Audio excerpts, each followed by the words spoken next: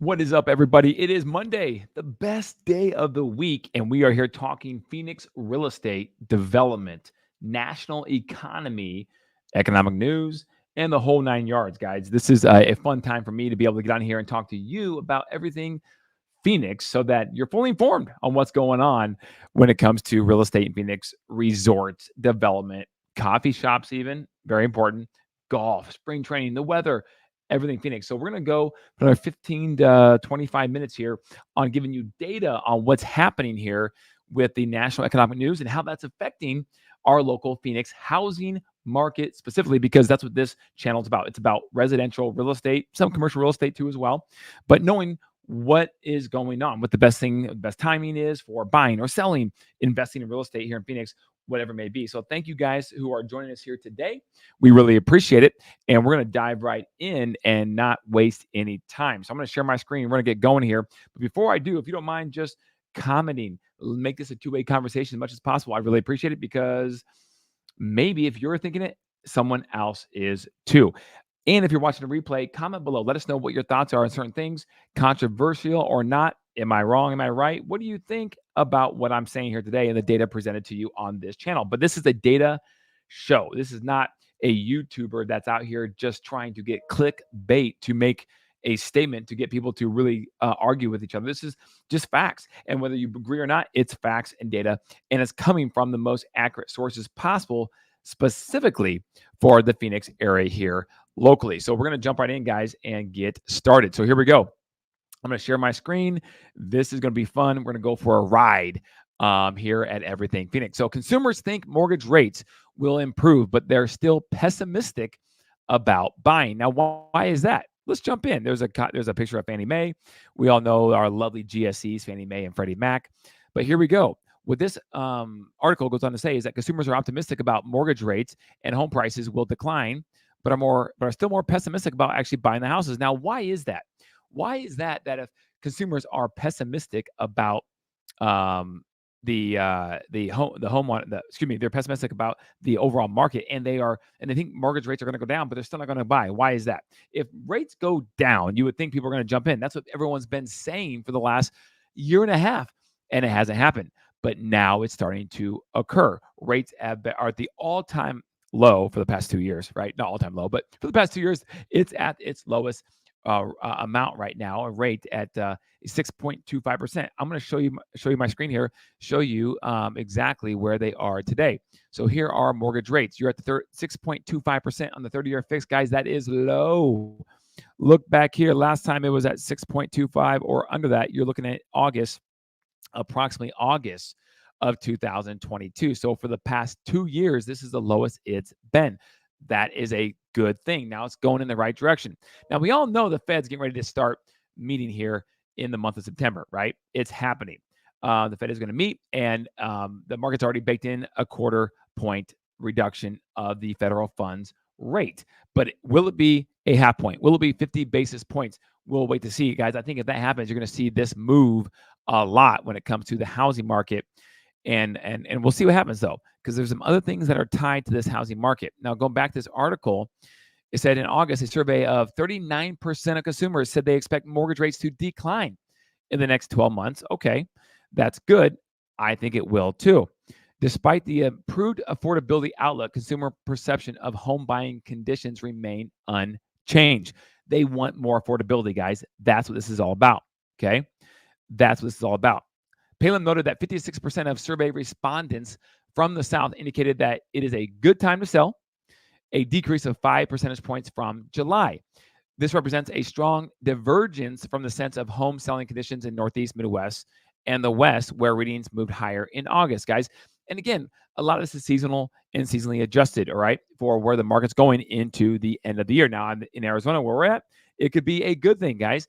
If you're going to put your house in the market, there's going to be more demand happening in our market coming up here over the next several months. Why? Because the weather finally gets cool. Guys, let me tell you about September in Arizona.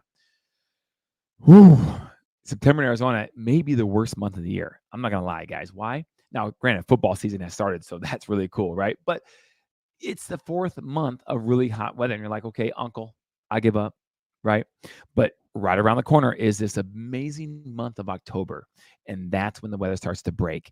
And that's when it heads into the 8 months of awesomeness that I talk about here in the Phoenix area. But it's coming.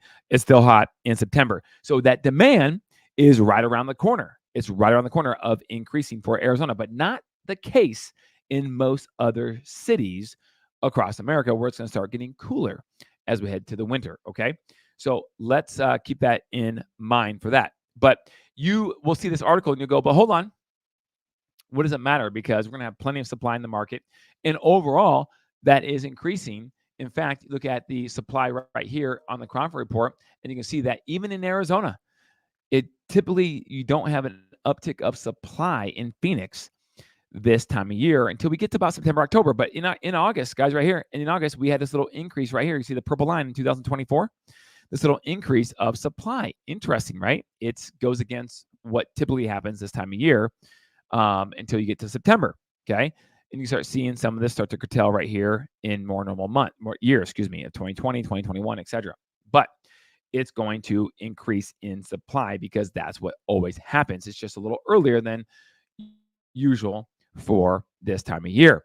Now, let's go back to an article from Zillow. I want to share this, guys, because it's interesting, okay? Zillow press release. Here we go. June 18th. This is the most recent one on the U.S. housing supply and demand. The U.S. is now short 4.5 million homes as the housing deficit grows. Okay. Now, you can see in purple right here, it says from 2021-22, the U.S. housing shortage grew 4.5 million homes, up from 4.3 million that were short. In 2022, the number of U.S. families increased by 1.8 million population, right? While only 1.4 million house units were built. That's a deficit in my book of, let's see here, 400,000 for that year alone, housing units, okay? Those who live in markets with stricter land use regulations are less likely to be able to afford a mortgage payment on a typical home. Guys, now let me just stop right there because I want to talk about that really quick. Now, in Arizona, did you know that about 19% of the entire state, given the fact that it's about the fifth largest state in the country, I believe, in terms of land mass, somewhere around there. Don't quote me on that one, but it's up there. Okay. 19% is actually privately held, privately owned.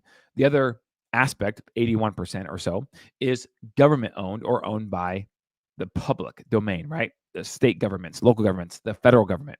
And so when it comes to that situation, we have more land use regulations because very few of very short of the land, the amount of land is actually privately owned. So therefore, getting housing starts, getting major developers to build can sometimes be a little more challenging than other states potentially. But the good news is they're opening up some of this land, and there is a ton of entitlement going on when it comes to land development right now in the Phoenix area. And you're going to see a lot more homes continuing to be built over the next 10 years plus in Phoenix. But that doesn't go to say that we are exempt from this, because we are not. We are part of America, and the U.S. is short on housing supply. Now, Arizona more likely right now is towards the top of that because, especially Phoenix, because of the population growth, all right, that Phoenix has experienced. We've been in the top 5 for the past several years, ever since COVID, and it continues to go that way.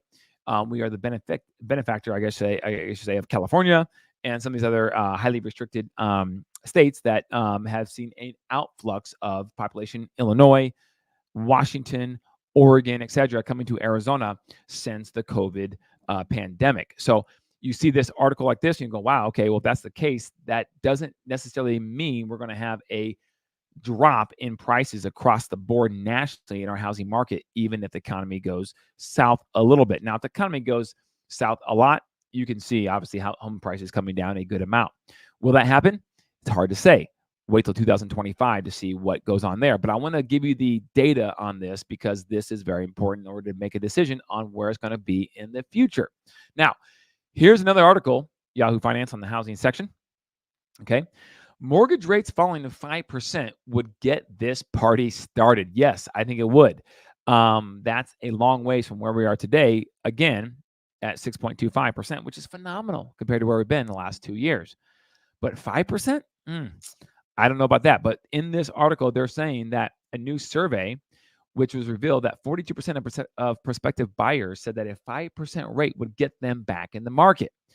And additional 27% said they're targeting a 4% rate. And of course, 20% say it's 6%. So 20% is pretty big. Okay. Still pretty big at 6%. And that's right around the corner, I think, guys, potentially as early as the end of this month in September. We'll see. Okay.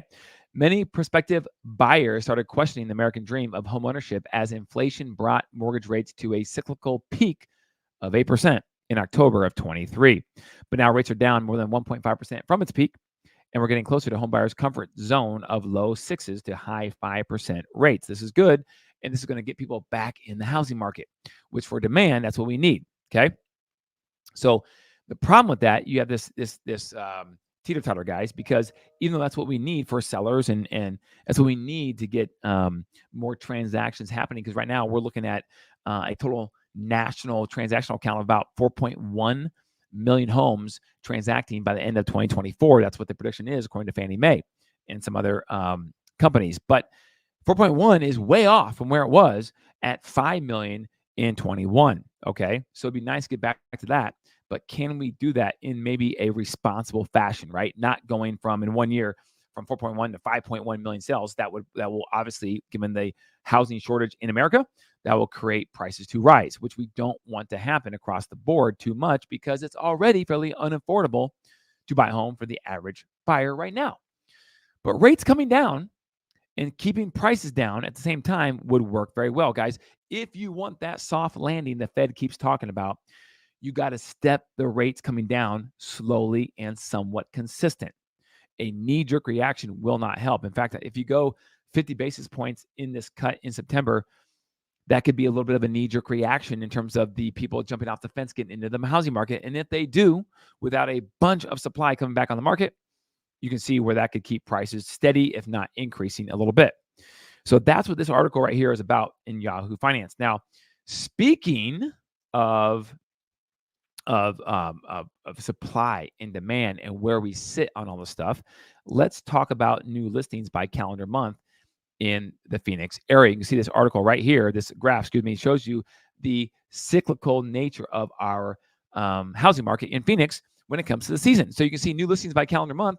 September, usually we'll have a little bit of decrease, and then in October you see an increase, and then it kind of peters out the rest of the year for the most part. And then everyone waits till after Christmas to jump in and put their house in the market. And that's why January right here has the second most listings that hit the market. Okay. And then this whole market right here is usually pretty strong the first 2 quarters of the year in Phoenix because that's when the demand is the strongest and it rises to meet the supply that comes onto the market in January, February, and March. Okay. Now, let's talk about rental rates, okay? Because rental rates are interesting right now. Not only is the shortage, for houses out there that way, but also you have a shortage of rental as well. That has always been the case for the past, you can see based on this graph of the past several years. Now, it's starting to continue to flatten out. Now, if you see this blue line right here, you can see in September 24 that it actually increased, okay, since April 24. And the back half of this year, the rental rates have increased. But the average red line across the board for the past 2 years has been flat at $1.35 a square foot for a rental, okay? Now, I know a lot of people are expecting this to come down. We'll see what happens. But right now, it's staying pretty flat. There are plenty of landlords out there that are offering a lot of incentives to get people into the houses. But again, this is the data, and the data says it's pretty flat. Now, you look at some of the commercial buildings, okay? Like right here, this article in Phoenix Business Journal talks about the investors raising the caution flag for Phoenix apartment sector amid some softness. This softness continues as multifamily apartment complexes become delivered or finished to the marketplace. You're going to see this red line start to go down. And according to this article, this potentially could be happening. Now, the one thing that will stop this, guys, and listen to me, is rates coming down.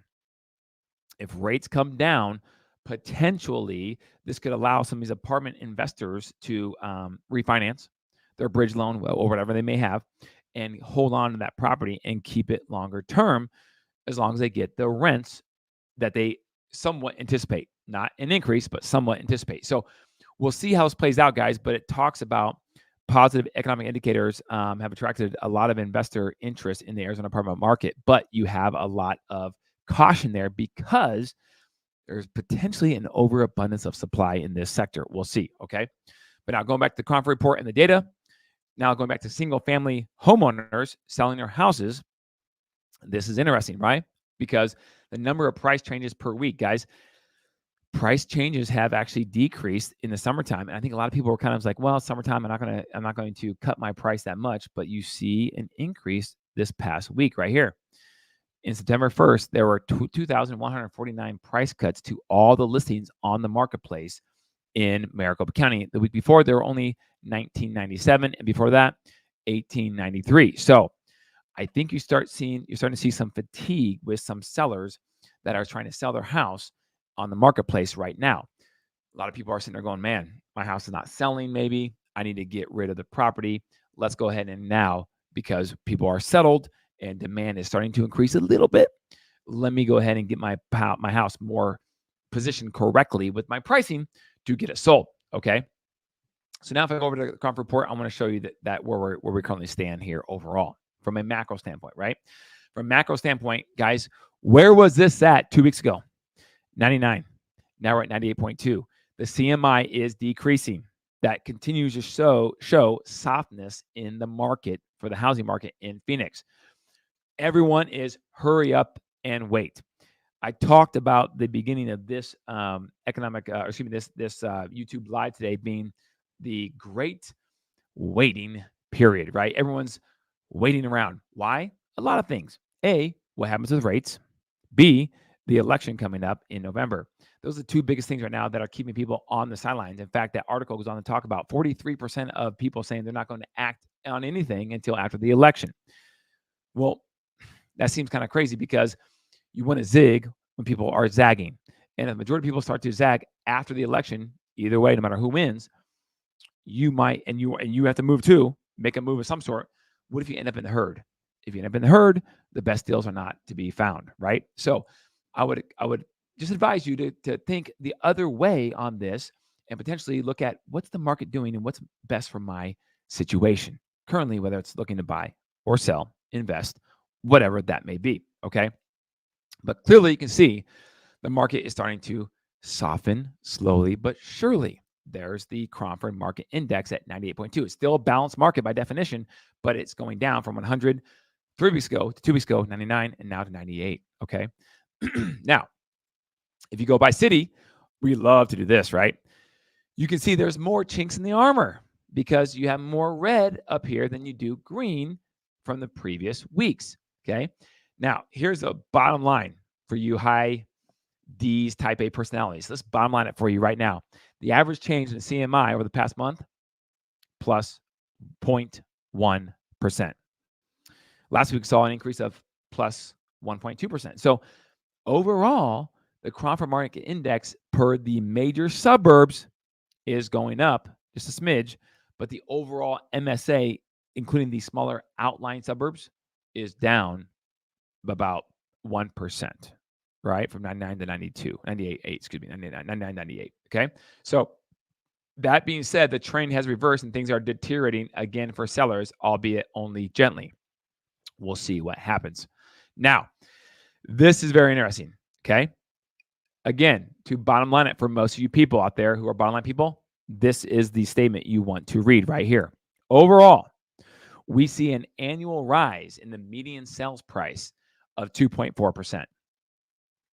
Not decrease, rise, which is not far from the current rate of inflation. That's interesting. The general picture is of low volumes but stable pricing. Low volumes, stable pricing. Okay, so I want to hit on that really quick, guys. Begin. Is the market going down? It's crumbling? No, it's not. Okay, in Phoenix, the market actually, in terms of median pricing, median is the way more accurate metric over average pricing, went up 2.4%. Okay, 2.4%. All right. So that's not far from the rate of inflation where we currently stand. So if you own real estate, it is a phenomenal hedge against inflation. So I would continue that. I would argue there's so many different positives of owning real estate. And this is just one more of the many things that people a lot of times forget about when it comes to the other things like appreciation and write-offs. But you have this hedge against inflation if inflation happens to go back up at any point in the future. Okay. Now let's look at a few more things here. Okay. I'm going to share my screen and we're going to go over here and talk about the jobs report that came out last week. The unemployment rate went down 0.1% from 4.3 to 4.2%, guys. Okay, that's good. Anytime it goes down, that's good. You can see right now it's been rising ever since September of 2023. 3.9 went to 3.7, 3.9, 3.8, 4.0, 4.1, 4.3, and now 4.2%. So it wasn't bad, but it wasn't great. It was relatively flat in terms of the unemployment rate. Why? Because the amount of jobs added was relatively flat to an extent. You had 142,000 jobs added. Now, last month there's only 114, but 2 months ago there were 206, or in June, I should say, 206. Okay. And now 114 in July, August, 142. So it is slowing down a little bit, the economy that is going into the back half of this year. So again, guys, you talk about rates going to 5%. People are saying, oh my gosh, if it goes to 5%, then I'm in. Well, you think you'll be in, but what will your economic outlook look like for yourself? Will you have lost your job? Will you have not got that raise? Will you have had to go to another job and start all over again because maybe the current position didn't work out because the economy, is not doing as great as we all hoped? It depends what sector you're in, and a thousand different touch points. But overall, just because rates are lower doesn't mean you have the same buying power you do today. Potentially, the reason why rates are lower on the contrarian view is because the economy is not doing so well. So again, if the Fed does this correctly, they'll stay ahead of where the economy is going over the next 6 months. We'll see about that, right? Because a lot of times they're not, but hopefully they do. Okay. That'd be good for all of us from the economic standpoint. Now, again, we talked about rates, but mortgage rates dropped to the lowest level since April 2023. And you look at this graph right here, you can make the argument 2022-ish right there as well. Okay. But statistically speaking, 23. Now, if I go to some development stuff, this is kind of cool stuff because this has to do with residential real estate, specifically here in Phoenix. Okay. Investors raise the caution flag for Phoenix apartment sector. We talked about that right here. Okay. That's the apartment sector, but that spills over and there's a lot of cross collateral or trends to the residential sector as well. Now, this is interesting. The recent NAR lawsuit, okay, when it comes to buyer agency and the changes with that nationally, okay, may have ripple effects, and that may include higher home prices, a study finds. So hold on, time out. You're telling me that the lawsuit to try to get agent fees down and have more transparency around it may cause home prices to rise, not go down? Well, according to the study, that is what they are arguing. And here are the reasons, because this is interesting, guys. It almost seems contrarian, right? But what they're arguing is that, first of all, the settlement, what is that? Settlement came before a jury of a settlement verdict of $1.78 billion, and they haven't paid that out yet because there's some settling going on. And that settlement is approaching a total of $1 billion now, okay? But what were the changes? The changes were that they were trying to get more transparency in the real estate industry, and they're trying to get, therefore, agent fees to come down, or at least have decoupling of commissions in which the seller pays their agent and the buyer pays their agent, and it's separated, right? Well, in doing so, they're making a very similar argument to property taxes going down. When property taxes go down, a study finds that home prices typically go up. Interesting. If broker fees go down, home prices, they're making the argument here, will also go up. And here's what they say. While reduced agent fees typically enhance consumer welfare by lowering the cost of homeownership, we find that most of these benefits are likely to accrue to current homeowners rather than prospective buyers. Under one scenario by the researchers, a reduction of agent fees from 6 to 3% each for the selling agent and buyer agent to 5% total leads to a 2.3 increase in home prices. At a total of 4% fee, the prices rise by 4.8%. In a total of 3% fee, the prices increase by 7.3%. This doesn't make sense, but yet it does if you actually think about the mechanics of how this works. And so why would home prices rise with lower commissions? Researchers say that reducing the cost of a transaction increases the value of the house as an asset and reduces friction when selling a home, thus making it more valuable. Interesting. Okay. Thus, lowering agent fees has a similar impact to reducing real estate taxes, as both reduce the cost of ownership and generally result in higher home values the researchers say. So I know some of you right now are like, this is crazy. There's no way it's going to happen. Well, you may be right.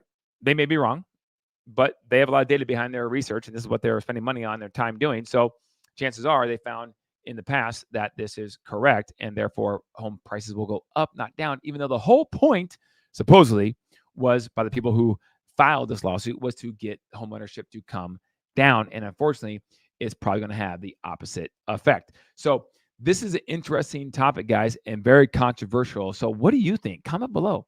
Let me know what you think is going to happen over the next year or two with all the changes that came into effect due to the NAR lawsuit and the changes to buyer agency. All right, next thing. Okay.